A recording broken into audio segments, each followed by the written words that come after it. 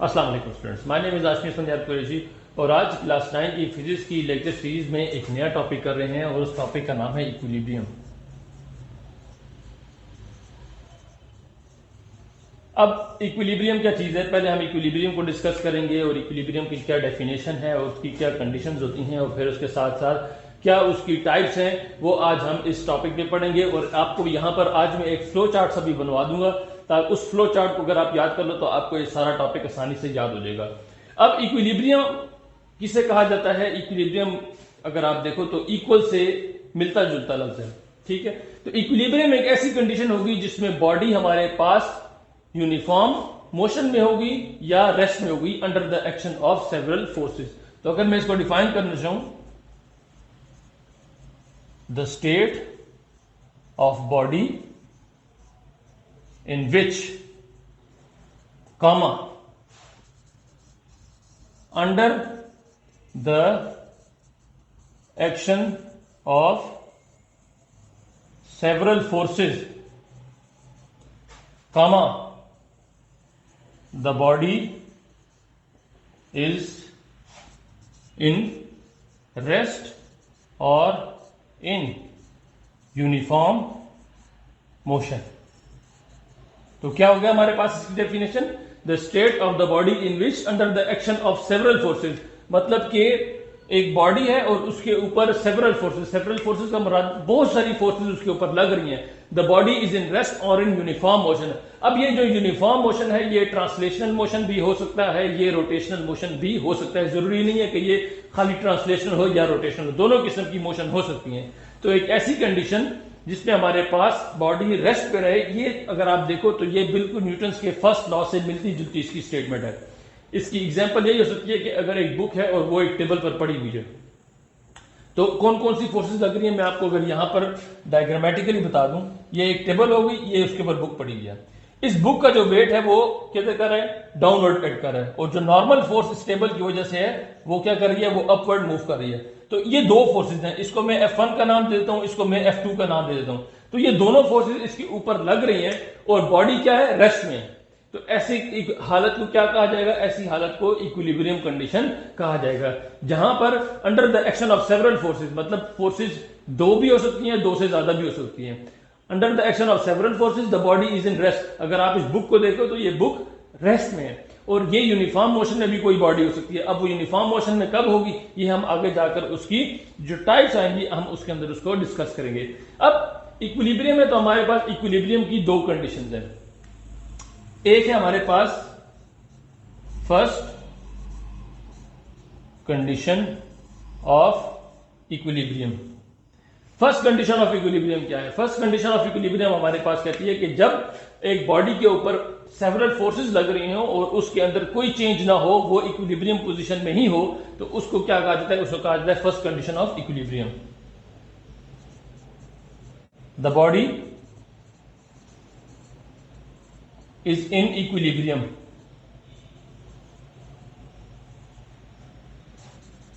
Under the action of several forces. एक body है उसके ऊपर हमारे पास दो फोर्सेस भी लग सकती हैं, दो से ज्यादा फोर्सेस भी लग सकती हैं और वो इक्विलिब्रियम कंडीशन में रहे। इक्विलिब्रियम कंडीशन कौन सी है? या तो वो रेस्ट में रहेगी या वो मोशन में रहेगी। तो ऐसी बॉडी अगर उसके ऊपर वो इक्विलिब्रियम में रहे और उसके ऊपर फोर्सेस भी लग रही हो तो ऐसी कंडीशन को क्या कहा जाता है? First condition of equilibrium. या आप ये भी कह सकते हो कि sum of all forces acting on a body is equal to zero. इस तरीके से भी डिफाइन कर सकते हो, या आप कह सकते हो sum of all forces acting on a body is equal to zero. इसको कैसे मैथमेटिकली कैसे लिखा जाएगा कि एफ नेट का कंसेप्ट क्या था वो मैंने आपको प्रीवियस वीडियोस में बताया, is equal to F1 plus F2 plus F3 up to Fn, मतलब नंबर ऑफ फोर्सेज, दो फोर्सेज, तीन फोर्सेज, चार फोर्सेज, 5, 6, 7, कितनी भी फोर्सेज हमारे पास हो सकती हैं। अब अगर इसको मैं जनरलाइज तरीके से लिखना चाहूं तो ये हो जाएगा कि F net is equal to, ये समीशन का साइन है, इसका मतलब होता है कि आगे जो सीरीज आएगी उसको सम कर दो। किसकी सीरीज आएगी? एफ। और यहां पर आई लिखा होता है। आई का मतलब है ये जो यहां पर मैंने 1 2 3 अप टू एन लिखा ना, ये आई को रिप्रेजेंट कर रहा है। तो ये आई जो है कहां से जा रहा है? 1 से लेकर एन तक। तो i is equal to 1 up to i is equal to n. इसका मतलब क्या हुआ कि पहले तो इस साइन को आप समझ लो। इस साइन का मतलब है समेशन।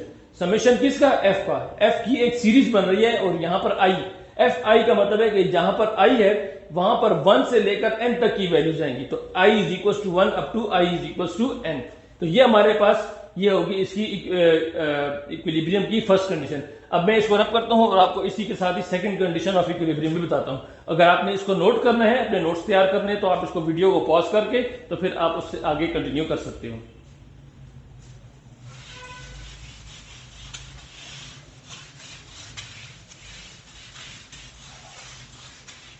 जी, तो अब है हमारे पास सेकंड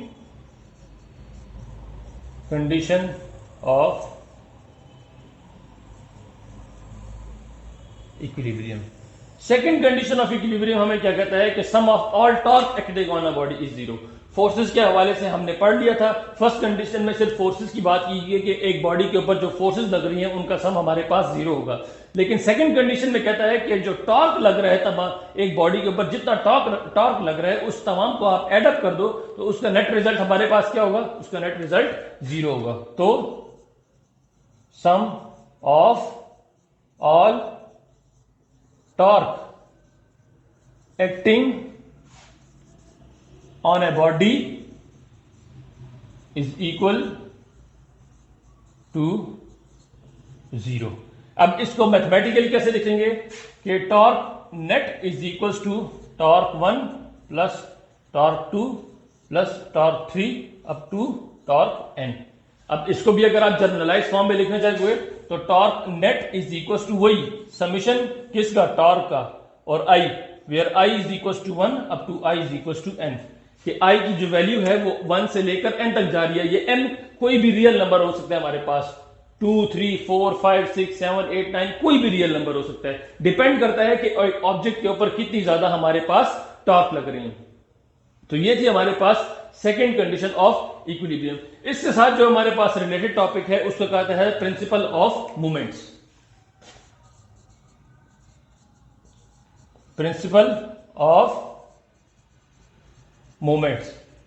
प्रिंसिपल ऑफ मोमेंट्स का मतलब है कि एक बॉडी ऑलरेडी इक्विलिब्रियम में होगी, इक्विलिब्रियम कंडीशन में होगी और उसके ऊपर सम ऑफ क्लॉकवाइज टॉर्क बराबर होगा सम ऑफ एंटी क्लॉकवाइज टॉर्क। तो प्रिंसिपल ऑफ मोमेंट को अगर आप डिफाइन करो तो वो ऐसे होता है कि sum of clockwise torque is equal to sum of anti clockwise torque.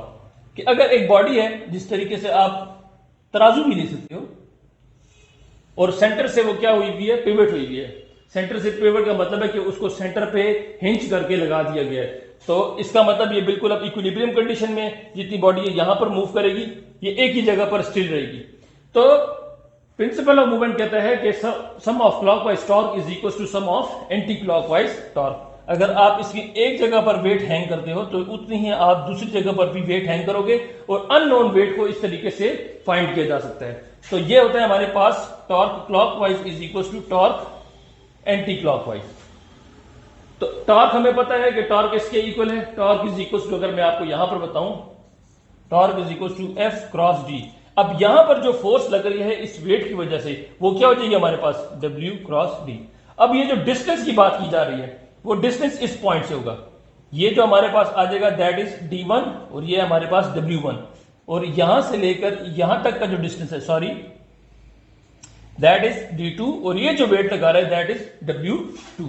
तो अगर आप इसको इस इक्वेशन में पुट कर दो तो हमारे पास आ जाएगा W1 D1 is equal to W2 D2। ये हमारे पास ये W क्या है? ये वो वेट है जिस वेट की वजह से ये जो ऑब्जेक्ट है, ये जो भी वेट लगा हुआ है ये अर्थ की तरफ अट्रैक्ट कर रहा है। तो इससे क्या होगा? इससे हम किसी भी अननोन वेट को फाइंड कर सकते हैं। किसकी वजह से? प्रिंसिपल ऑफ मूवमेंट की मदद से। ये प्योरली हमारे पास मूवमेंट आर्म पे डिपेंड करता है। और ये जो डिस्टेंस है इसको हम क्या कहते हैं, इसको कपल आर्म भी कहा जाता है। अब और ये कपल आर्म के अलावा अगर आप ना भी कहो तो ये पिवट से इसका डिस्टेंस भी हो जाएगा। तो ये हमारे पास प्रिंसिपल ऑफ मूवमेंट। इससे आगे चलते हैं और हम अब इसकी टाइप्स जो हैं उनको डिस्कस करते हैं।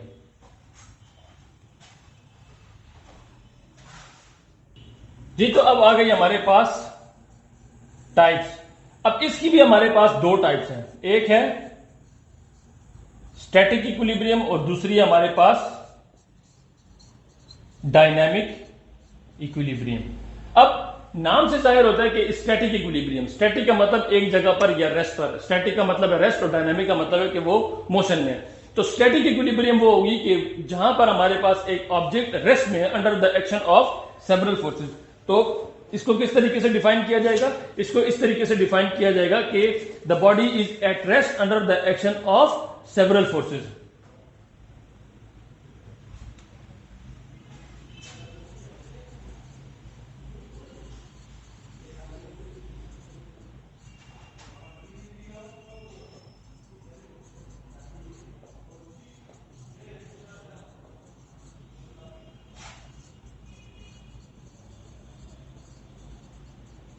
एक ऑब्जेक्ट है, उसके ऊपर बहुत सारी फोर्सेस लग रही हैं और वो रेस्ट में है, तो ऐसी कंडीशन को क्या कहा जाएगा, इसी कंडीशन को स्टैटिक इक्विलिब्रियम कहा जाएगा। When there is no translational motion या the body is at rest under the action of several forces. और डायनामिक इक्विलिब्रियम हमारे पास ये होगा कि the body is moving with the uniform motion under the action of several forces. Dynamic equilibrium हमें पता है कौन सी कंडीशन है, इक्विलिब्रियम वो कंडीशन है जिसमें एक बॉडी या तो रेस्ट में रहेगी या मोशन में रहेगी under the action of several forces. एक बॉडी, उसके ऊपर फोर्सेस बहुत ज्यादा लग रही है, या तो वो रेस्ट में उन फोर्सेस के बावजूद या वो यूनिफॉर्म मोशन से चल रही है। उसमें भी फिर दो टाइप्स आ जाती है हमारे पास। जब हमने रेस्ट की बात की तो उसको हम स्टैटिक की कैटेगरी में डालते हैं, जब हमने उसको मोशन में की बात की तो हम उसको डायनामिक में डालते हैं। तो द बॉडी मूव्स या इज मूविंग आप कह सकते हो, या मूव्स ज्यादा बेहतर रहेगा, moves with uniform velocity under the action of several forces. अब यूनिफॉर्म वेलोसिटी से तो बॉडी मूव कर रही है, लेकिन यूनिफॉर्म वेलोसिटी भी हमारे पास फिर दो टाइप की मोशन आ जाती है हमारे पास। एक होती है रोटेशनल मोशन और एक होती है हमारे पास ट्रांसलेशनल मोशन। तो डायनामिक इक्विलिब्रियम हमारे पास फिर मजीद दो टाइप्स में डिवाइड हो जाता है, डायनामिक ट्रांसलेशनल और दूसरा है हमारे पास डायनामिक रोटेशनल। अब डायनामिक ट्रांसलेशनल और डायनामिक रोटेशनल क्या मतलब है, कि डायनामिक ट्रांसलेशनल का मतलब है कि the body moves with uniform motion.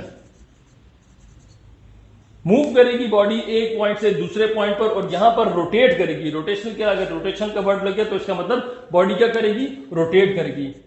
ये हो जाएगा द बॉडी रोटेट्स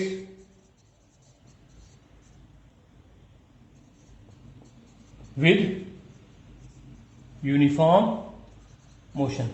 अब अगर इनकी एग्जाम्पल की बात की जाए तो ट्रांसलेशनल मोशन में हमारे पास एग्जाम्पल आ जाती है पैराट्रूपर की।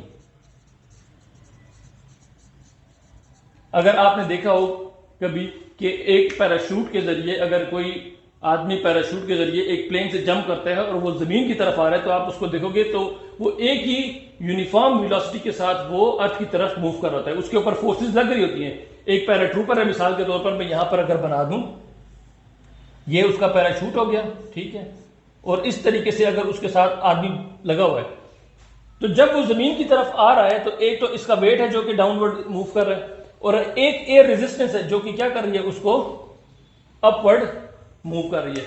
तो इसके ऊपर ये सारी फोर्सेस लग रही हैं। इसके ऊपर ग्रेविटेशनल फोर्स भी लग रही है, ग्रेविटेशनल फोर्स भी लग रही है। इन तमाम फोर्सेस के बावजूद ये एक ही यूनिफॉर्म मोशन के जरिए आपने देखा होगा कि ये ग्राउंड की तरफ मूव करता है।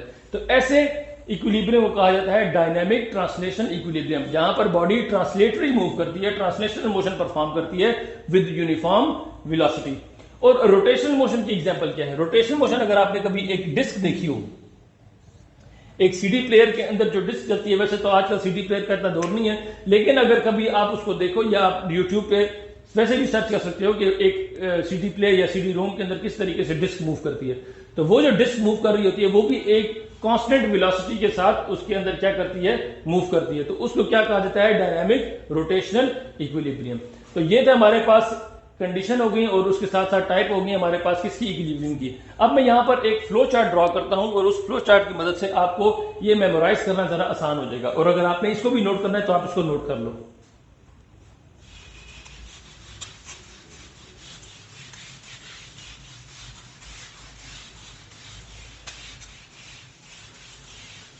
तो आज के टॉपिक को अगर हम समराइज करें एक ही फ्लो चार्ट में, तो हमने क्या पढ़ा? इक्विलिब्रियम पढ़ा। इक्विलिब्रियम की अगर हम कंडीशंस और कंडीशन के साथ साथ हमने और क्या चीज पढ़ी? हमने टाइप्स को पढ़ा। कंडीशन में हमने दो कंडीशन पढ़ी, एक है फर्स्ट कंडीशन और दूसरी है हमारे पास सेकंड कंडीशन। फर्स्ट कंडीशन में हमने पढ़ा कि sum of all forces acting on a body is 0, और सेकंड कंडीशन में हमने पढ़ा कि sum of all torque acting on a body is 0। अब ये तो हमारे पास इसकी क्या हो गई? ये दो कंडीशन हो गई। कंडीशन के साथ साथ हमने एक और चीज पढ़ी जिसको कहा जाता है टाइप। टाइप्स भी हमारे पास दो किस्म की थी,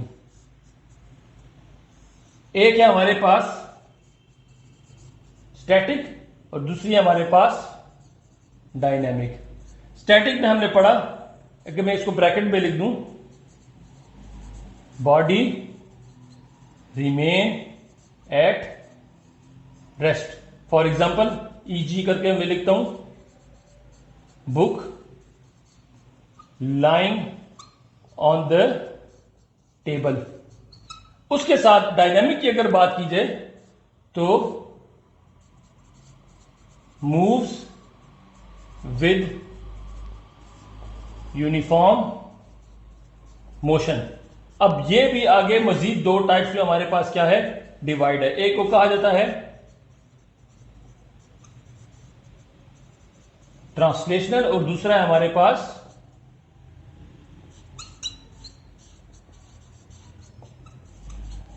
रोटेशनल। ट्रांसलेशन में क्या है कि जो एक बॉडी है वो हमारे पास ट्रांसलेटरी मोशन परफॉर्म करेगी और दूसरा जो रोटेशन है उसमें हमारे पास रोटेशन परफॉर्म करेगी। अगर हम इसकी डायरेक्ट एग्जांपल लिखें तो मैं यहां पर लिख देता हूं, एक हो जाएगा पैराट्रूपर और यहां पर हो जाएगा सीडी प्लेयर। तो ये भी अगर आप एक फ्लो चार्ट ड्रॉ कर लो तो उससे भी आपको ये जो सारा टॉपिक है ये आपको क्या हो जाएगा? ये मेमोराइज हो जाएगा। होपफुली आपको ये टॉपिक समझ आ गया होगा। मिलते हैं अगली वीडियो में एक नए टॉपिक के साथ, तब तक के लिए अल्लाह हाफिज।